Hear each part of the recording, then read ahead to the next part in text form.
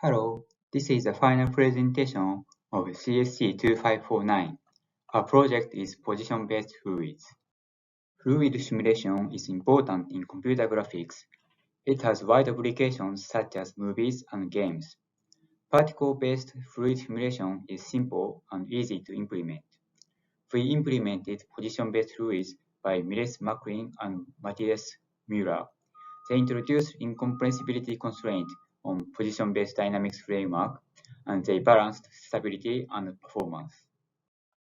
Here are the important resources we used. Our implementation is based on position-based fluids paper and their presentation at CCLASS 2013. We used Blender to make videos. We used Python and C++ to implement algorithm. PyPy 11 was used to combine C++ and Python.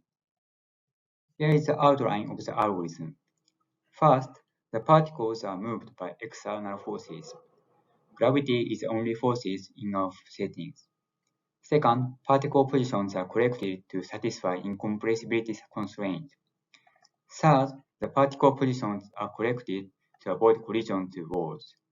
Lastly, positions are updated based on vorticity and viscosity.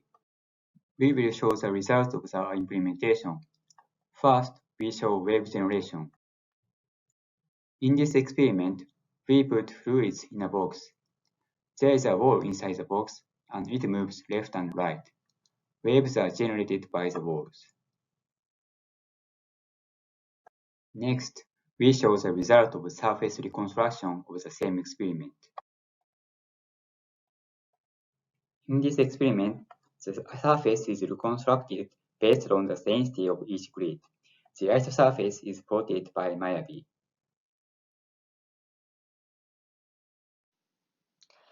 Particles tend to clump together in small groups due to neighbor deficiencies. To fix this, we incorporate an artificial pressure term in the form of a smoothing kernel, which is currently displayed on the screen. We then incorporate the pressure term in the particle position update. The right video shows a side view of the cube when we incorporate artificial pressure, while the left video has no pressure. We see that incorporating pressure reduces the amount of stray particle clumps and makes the surface look more cohesive.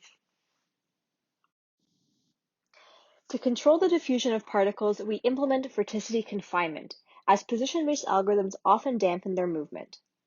We calculate the particle vorticity at a given location using the first equation, and then we use it to correct the force on the particles using the second equation. In the video on the right, we show the particles with vorticity confinement, while the particles in the left video are without it. We find that incorporating the vorticity force improves particle scattering, especially after hitting the cube walls.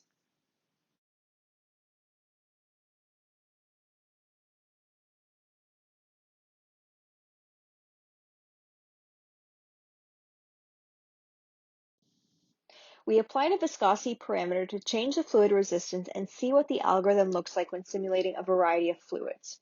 We update the velocity by smoothing the velocity field using the equation shown on the screen. The video on the right shows the impact of incorporating viscosity. We use a large weight for the viscosity constant for dramatic effect. Next, we show a simulation of dropping a water droplet into a cube. Here we are using 8,000 particles over 1,000 time steps at 60 frames per second.